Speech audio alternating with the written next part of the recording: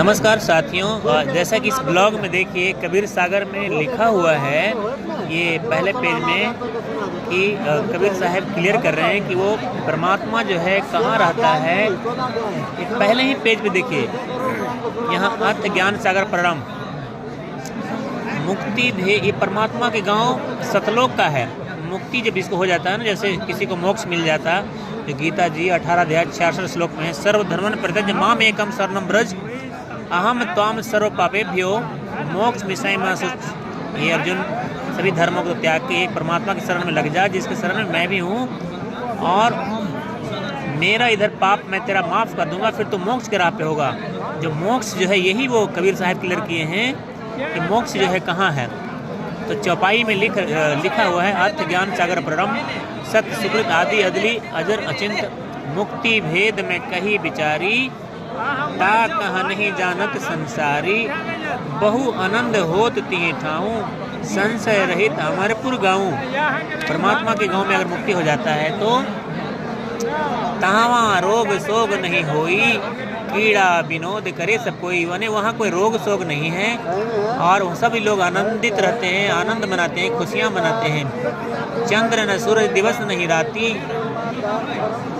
वर्ण भेद जाति ना जाति, माने चंद्रमा नहीं है, सूरज नहीं है, दिन नहीं है, रात नहीं है, कोई जाति नहीं है। इसलिए मेरे भाइयों, मेरे बहनों, यहाँ जाति भेद में क्यों अटके हो जब परमात्मा के गांव सतलोक में कोई जाति नहीं है।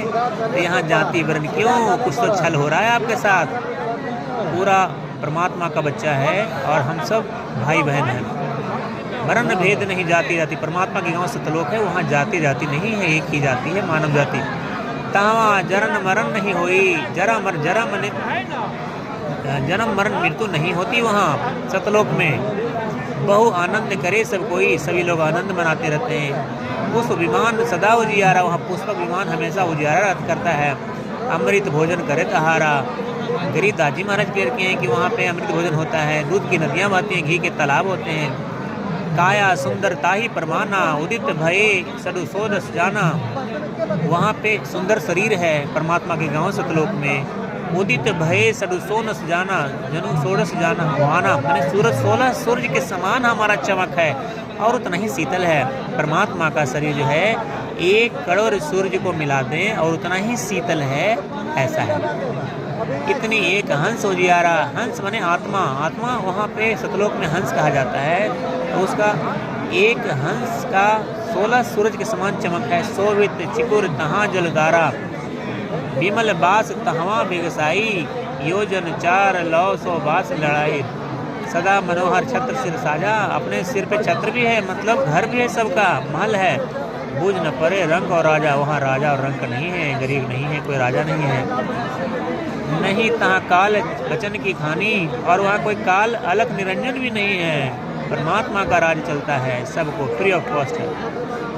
अमृत वचन बोल बलवाही, अमृत वचन बोलते हैं यहाँ तो सब के सब कड़वे भाषा बोलते हैं। छल कपट से भरे पड़े हैं, जेलसी है, नफरत है, हेट है ये धरती पे, लेकिन परमात्मा के गांव में अमृत वचन बोलते हैं। वही तो क्लियर करते थे कबीर साहब कि बानी ऐसी बोलिए जामे कुटुम्ब समाए और आपन को शीतल करे आप हो शीतल होई। बानी इस तरह बोलना चाहिए जो मीठा हो, दूसरे को सुनने में मीठा लगे और अपने को भी मन गदगद हो जाए। लेकिन यहाँ कहाँ है ऐसा दोस्तों? ये धरती है, काल निरंजन का गांव है, अलग निरंजन का गांव है, क्षर पुरुष का गांव है, ओम का गांव है, ब्रह्म का गांव है। परमात्मा का गांव सतलोक में है। वो सतलोक 16 संख्य कोस दूर है धरती से। आलस निद्रा नहीं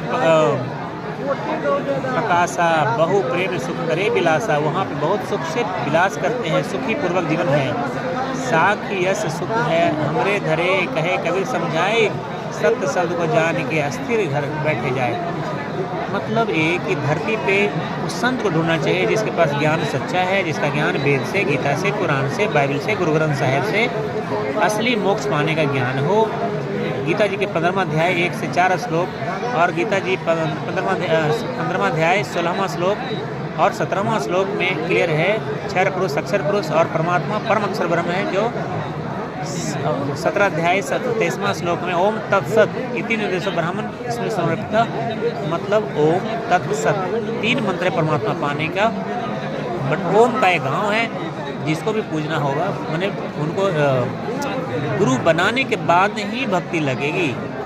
और यहाँ पे तो ओम तक भी नहीं लोग पहुँच पाते हैं। ओम तत्सत 3 मंत्र है परमात्मा पाने के। और वेद का ही सारांश है गीता जी। तो बिना गीता जी के लाइन बाय लाइन उतारे हुए नहीं निकल सकते। और बिना गुरु बनाए तो गीता भी समझ नहीं आएगा। गुरु बिन वेद पढ़े जो प्राणी समझे न सार रहे ज्ञानी। और वेद पढ़े पर भेद न जाने बाँचे पुराण 18। अब पत्थर की सेवा काले भूले सृजनहारा। ये परमात्मा कबीर साहब कहते थे। क्यों कहते थे? क्योंकि अगर पत्थर में ही भगवान है तो चलो हम पहाड़ पूज लेते हैं। तो दोस्तों समझने की कोशिश करिए। आज संत रामपाल जी महाराज आए हुए हैं जिनका ज्ञान गीता से बैठता है, वेद कुरान बाइबल गुरु ग्रंथ सभी चीज़ों से बैठता है। और सबसे परमात्मा निकाल के दिखाते हैं। आपको बस यूट्यूब में जाने की ज़रूरत है, देखने की ज़रूरत है। सत साहिब जी।